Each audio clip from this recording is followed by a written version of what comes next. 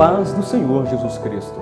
Este é o programa De Volta à Palavra, um programa comprometido com os ideais de Deus, com a vontade de Deus, que leva até você mensagens que, em primeiro lugar, combatem as heresias destruidoras de Satanás, que minam a fé dos cristãos e que banalizam as Escrituras Sagradas e que, em segundo lugar, trazem luz, trazem clarificação ao propósito eterno de Deus. Tudo aquilo que Deus tem feito e continuará fazendo conforme a sua palavra nos diz. E é nesse sentimento que a comunidade cristã em Ceilândia vem até você por intermédio do programa De Volta à Palavra, fazendo da nossa bandeira as palavras do apóstolo Paulo, porque nada podemos contra a verdade, senão em favor da própria verdade. Fique agora com o bispo Alexandre Rodrigues, com a mensagem Salvação, o dom gratuito de Deus. E que Deus te abençoe. A graça e a paz do Senhor Jesus Cristo estejam com todos vocês aí em casa, nesta manhã abençoada de sábado. Nós louvamos ao Senhor pela sua grande misericórdia e graça para conosco, em nos conceder a oportunidade de podermos entrar em seus lares, entrar em suas casas por meio deste programa de televisão e convidar a cada um de vocês que peguem vossas Bíblias para uma investigação profunda da palavra de Deus. Mais do que nunca precisamos nos despertar para a grande necessidade de uma investigação da Bíblia. Ora, é sabido de todos que ao longo da história da igreja, desses 2000 anos de história, muitos elementos extra-bíblicos, muitas práticas extra-bíblicas foram adicionadas ao viver cristão. São conceitos que foram disseminados, doutrinas que foram ensinadas, práticas que foram passadas para a igreja como se fossem bíblicas. E porque a igreja então falhou em investigar para saber se de fato era assim, acabaram por aderir, acabaram por conceber ideias antibíblicas, procedimentos antibíblicos, práticas antibíblicas, doutrinas antibíblicas, e agora nós queremos convidá-los para que venhamos então desarraigar, tirar nossas raízes de toda tradição, costumes e práticas e voltar unicamente para o que diz a palavra de Deus. Por essa razão, o nome do programa é De Volta à Palavra. Ora, isso está de pleno acordo com as palavras de Paulo em Atos capítulo 17, versículo 11, o que diz: Ora, estes de Bereia eram muito mais nobres que os de Tessalônica, pois receberam a palavra de Deus com toda a avidez, examinando as Escrituras todos os dias, para ver se as coisas eram de fato assim. Os bereanos, diz o apóstolo Paulo, eram nobres, eram muito mais nobres. E em que consistia esse espírito de nobreza? Ora, consistia em ouvir, receber a palavra de Deus e examinar a Escritura, investigar a palavra de Deus para verificar se é fato, se é verdade, se aquilo que está sendo pregado, aquilo que está sendo passado é bíblico ou não. Este é o único caminho seguro para uma vida cristã sadia, próspera e madura. Por isso nós trazemos um tema de muita importância nesta manhã. O tema, a salvação, um dom gratuito de Deus. Sabemos que esse tema tem provocado polêmica, tem provocado discussões, e não é de hoje que tem provocado essas discussões. Já na Idade Média surgiram duas grandes escolas opostas, antagônicas, a escola de Calvino e a escola de Armínio.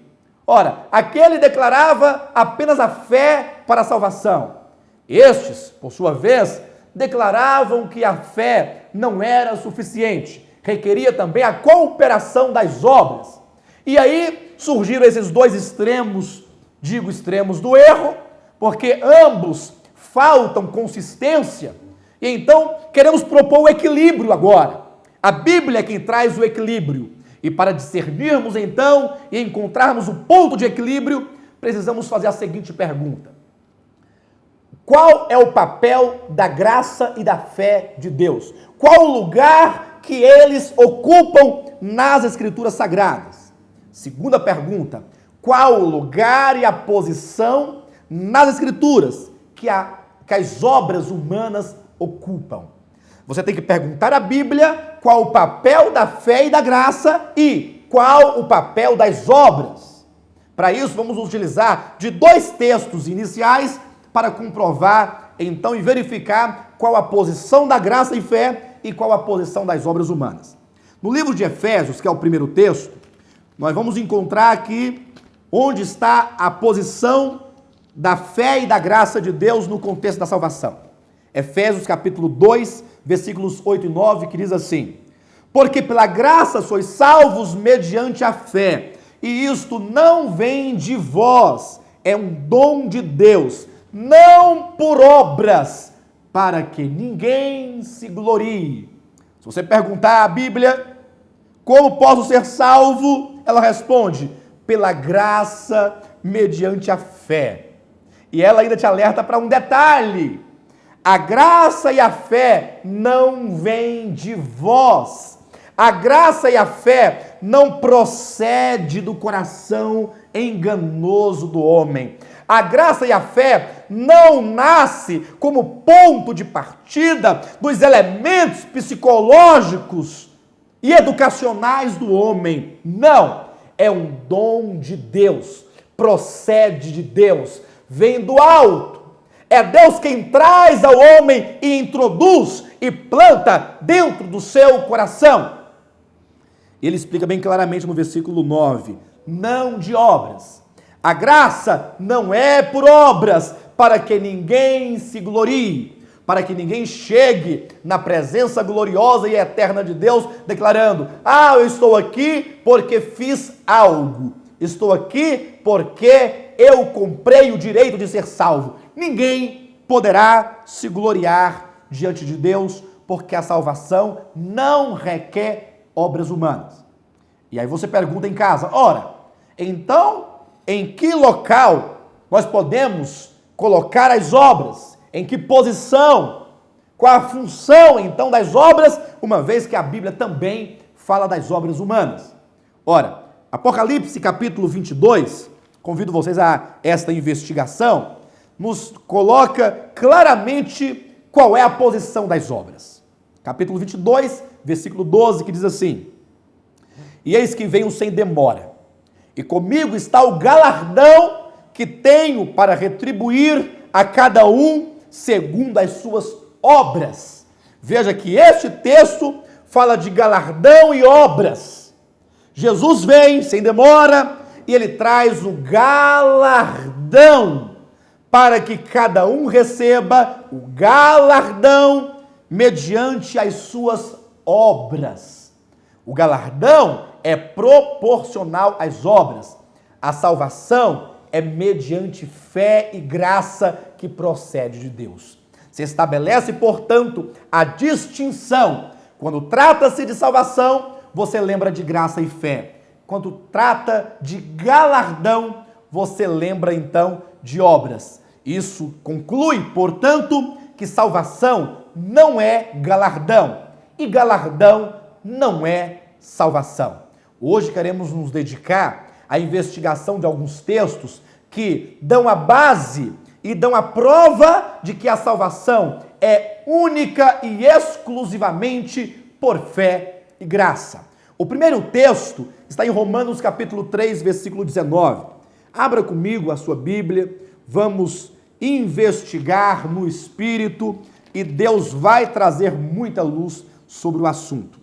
Capítulo 3 de Romanos, versículos 19 e 20, que diz assim, ora, sabemos que tudo o que a lei diz, aos que vivem na lei o diz, para que se cale toda a boca e todo mundo seja culpável perante Deus. Ninguém será, portanto, justificado diante dele por obras da lei, em razão de que pela lei vem o pleno conhecimento do pecado. Analise o que está escrito. O Senhor fala que a lei tem um papel de revelar e de declarar e de expor publicamente a culpabilidade universal, para que diante da lei se cale toda boca. O que significa calar toda boca diante da lei? É porque a lei, ela mostra o pecado, e porque a boca se gaba de tantas coisas. Pessoas que com a sua boca se gaba declarando que será salvo porque faz isso ou aquilo. Pessoas que se gabam com seus lábios dizendo que será salva porque não corta cabelo. Pessoas que se gabam com sua boca dizendo que será salva porque não joga futebol, porque não usa aquela roupa, porque não vê tal programa de televisão, porque não come certo tipo de comida, porque guarda o sábado. Queridos, leia a Bíblia, está aqui. A lei tem um papel de fazer com que a boca arrogante, a boca que se gaba de grandes feitos, se cale diante de Deus. Quando o homem que se gaba de ser santo e considerar que por meios próprios, por meio de obras próprias, pode construir sua torre de Babel, a sua própria escada que o leve a Deus, por meio de suas próprias obras, no dia do juízo será calado e humilhado quando o Senhor revelar que sem a graça e a fé não é possível haver salvação.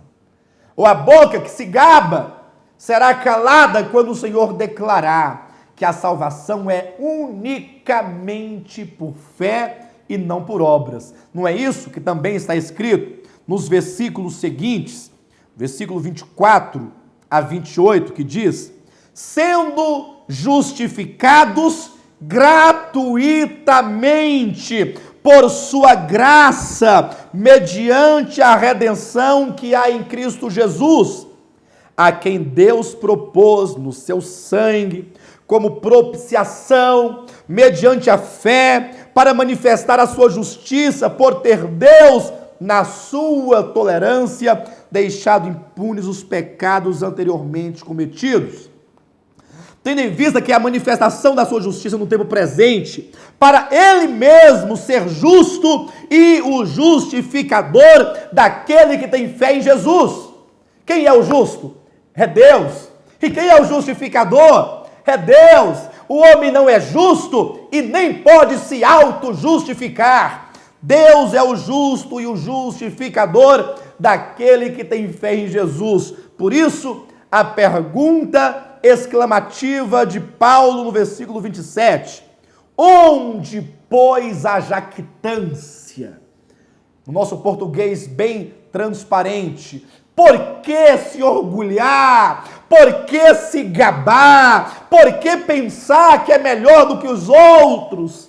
A salvação é mediante a fé em Jesus. Foi Ele quem morreu, derramou seu sangue, Ele pagou o preço em nosso lugar. Não temos nós nenhum direito, nenhum meio, nenhuma chance, se não for a graça de Jesus. Por isso Ele mesmo é o justo e o justificador. Versículo 28. Concluímos, pois, que o homem é justificado pela fé, independentemente das obras da lei. Deus não precisa das tuas obras, querido, para te salvar. Deus não precisa dos teus esforços para te salvar. Ele é o justo, Ele é o justificador, e Ele pergunta a ti esta manhã: onde, pois, a jactância? Se é Cristo quem salva, se foi Ele quem morreu, se é Ele quem justifica, se é Ele que perdoa, se é Ele que santifica, se é Ele que faz tudo, por que andas tão orgulhoso? Próximo texto, Romanos capítulo 4, o capítulo seguinte, versículos 3 a 8. Pois que diz a Escritura: Abraão creu em Deus, e isso lhe foi imputado para justiça.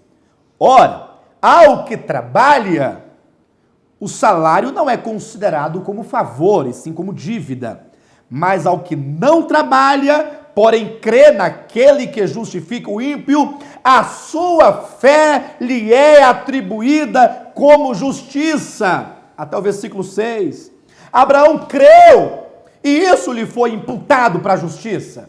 E ele explica, olha, aquele que trabalha, ele não vai receber o salário como se fosse um favor. Não. Salário é salário, favor é favor. E eu pergunto, a salvação é o salário que você vai receber ou é o favor imerecido de Deus? Se você andas trabalhando para comprar a tua salvação, mesmo asseverando que a salvação é pela graça, mas se tu vives como se a salvação fosse por obras, comece a rever os conceitos. Com essa investigação, muita luz está chegando ao seu coração. Verifique, por exemplo, o capítulo 11, do próprio livro de Romanos, que vai declarar assim, 11, versículos 5 e 6. Assim, pois, também agora, no tempo de hoje, sobrevive um remanescente segundo a eleição da graça. Eu sei que muitos teólogos agora, pastores, arminianistas, vão falar, não, mas esse texto está falando de Israel. Mas o princípio geral está no versículo 6. E se é pela graça, já não é pelas obras. Do contrário, a graça já não é graça. Aqui nós temos um princípio geral. Graça não se mistura a obras. Leia novamente, capítulo 11 de Romanos, versículo 6. É pela graça? Então já não é pelas obras. Do contrário, a graça já não é mais graça. A graça e as obras são como a água e o óleo. Você pode colocar um pouco de água em um copo e um pouco de óleo, e você pode se esforçar ao máximo em misturá-las. Você pode bater num liquidificador, você pode bater num multiprocessador, numa batedeira e bate. Você fala, consegui misturar a graça e as obras, consegui misturar a água e o óleo, e quando você deixa descansar um pouco, novamente são separados. O homem nunca conseguirá misturar substancialmente água e óleo, porque as naturezas de cada uma delas são diferentes uma da outra. Da mesma maneira que não é possível misturar graça com obras. Se você conseguir misturar água e óleo, então a água já não é água, ou o óleo já não é óleo. Se você conseguir misturar graça e obras, então a graça já não é graça, ou as obras já não são obras. Não é o que está escrito aqui? Leia novamente. Capítulo 11 de Romanos, versículo 6. E se é pela graça, já não é pelas obras. Do contrário, a graça já não é graça. 2 Timóteo, por favor, capítulo 1. São textos que vão trazendo luz. São textos que vão trazendo esclarecimentos. Capítulo 1 do livro de Timóteo, segunda carta de Paulo a Timóteo. Versículo 9.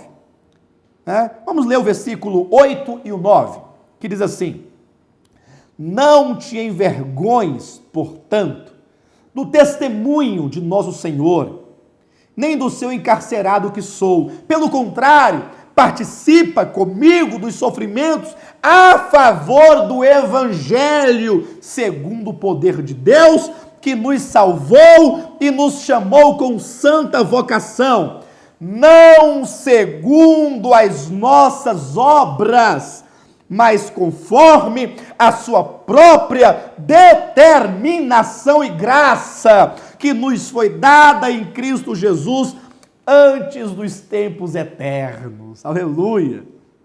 Está aqui o 9, olha, que nos salvou e nos chamou com santa vocação, não segundo as nossas obras. Querido, salvação pelas obras é uma doutrina antiga. Originou-se com Caim, quando tentou aproximar-se de Deus com o fruto do seu suor, do seu trabalho. O resultado foi desprezado. Deus não se agradou de Caim nem de sua oferta. Abel foi aprovado porque levou o cordeiro. Esta doutrina se desenvolveu, ganhou força na Torre de Babel, quando os homens tentaram construir uma torre cujo topo chegasse aos céus, uma torre que os levasse até os céus. Assim como uma escada leva o homem a uma certa altura, eles tentaram construir espiritualmente uma escada que o levasse a Deus. Mas já disse João 14,6 de seu evangelho, Jesus é o caminho. A sua escada não pode te levar aos céus. Tuas obras não podem te levar a Deus. Tentar a salvação por obras é tentar construir uma nova torre de Babel espiritual, algo que te leve até Deus. Não está escrito em João capítulo 1, versículo 51, que Jesus é a escada que une o céu à terra e que leva o homem a Deus e traz Deus ao homem? Jesus, e somente Ele, por sua redenção, pela propiciação do seu sangue, é que nos dá essa salvação. Por isso que Paulo fala a Timóteo que Ele nos salvou e nos chamou com santa vocação, não segundo as nossas obras, mas conforme a sua própria determinação e graça que nos foi dada em Cristo Jesus antes dos tempos eternos. Novamente, essa palavra é confirmada em outra epístola, capítulo 3 da epístola de Paulo a Tito, a partir do versículo 3. Pois nós também, outrora, éramos nécios, desobedientes, desgarrados, escravos de toda sorte de paixões e prazeres, vivendo em malícia e inveja, odiosos e odiando-nos uns aos outros. Quando, porém, se manifestou a benignidade de Deus, nosso Salvador, e o seu amor para com todos, não por obras de justiça praticadas por nós, mas segundo sua misericórdia, Ele nos salvou mediante o lavar regenerador e renovador do Espírito Santo, que Ele derramou sobre nós ricamente por meio de Jesus Cristo, nosso Salvador, a fim de que, justificados por graça, nos tornemos seus herdeiros segundo a esperança da vida eterna. Ah, queridos, quão clara é a palavra de Deus! Saia urgente de Babilônia. Babilônia, que é o velho sistema religioso que começou a ser erigido em Gênesis capítulo 10, a Torre de Babel. Babel é a raiz da palavra Babilônia. A Babilônia é a velha religião que prega e que ensina que o homem é salvo mediante obras. Quão clara é a palavra de Deus! Eu rogo, em nome de Jesus, a que vocês olhem para a palavra. O versículo 3, do capítulo 3 de Tito, declara o que nós éramos antes. Está aqui. Pois nós também outrora éramos nécios, éramos desobedientes, desgarrados, escravos de toda sorte de paixões e prazeres, vivendo em malícia e inveja, odiosos, odiando uns aos outros. É a condição do homem antes de receber a graça, antes de ser salvo, antes de ser alcançado. Queridos, não pense que somos alguma coisa em nós mesmos. Deixe Babilônia. Babilônia vai cair. Babilônia vai ruir. Deus destruirá o grande velho sistema religioso, carnal, caído, demoníaco, morada de demônios. Deus vai destruir esse sistema velho. Você é verdadeiro, você é sincero. Ah, meu querido, olhe para o que você era antes. Versículo 4, quando houve um momento, aqui é um advérbio de tempo, olha, quando você estava caído, não tinha vida, você não tinha santidade, você não tinha justiça, você não tinha meio, você não tinha força, você não tinha capacidade alguma, quando manifestou a benignidade. Salvação é um ato da bondade de Deus. Se não fosse, nós nunca poderíamos chegar lá, né? E o seu amor para com todos. Versículo 5, não por obras. Você estava caído, versículo 3, desgarrado, desobediente, sofrendo, morrendo, desgraçados. O Senhor manifestou graça, mas não foi por obras de justiça. A salvação não é por algum ato que você pratica, que você faz por merecer, mas é segundo sua misericórdia, Se você analisar etimologicamente o termo misericórdia, você vai perceber que há duas estruturas que somadas dá o entendimento de misericórdia. Primeira parte diz sobre as misérias e as córdias do coração de Deus. Portanto, misericórdia é o coração do benigno, o coração do amoroso, o coração do Salvador, o coração do todo-suficiente, sendo derramado sobre as nossas misérias. Salvação é um dom de Deus. Isso me faz lembrar daquela mulher pecadora, capítulo 8 de João, vocês devem conhecer bem o texto, que foi pega em flagrante adultério. Quem foi que pegou essa mulher em flagrante adultério? Foram os escribas, os fariseus, aqueles de quem Jesus fala claramente no capítulo 23 de Mateus, hipócritas, cegos, que queriam alcançar e conquistar salvação por meio das obras. Por isso que no livro de Mateus 16, o Senhor fala: acautelai-vos do fermento dessa classe, porque os fariseus nunca acabaram, eles subsistem com uma outra roupagem, travestidos de pastores.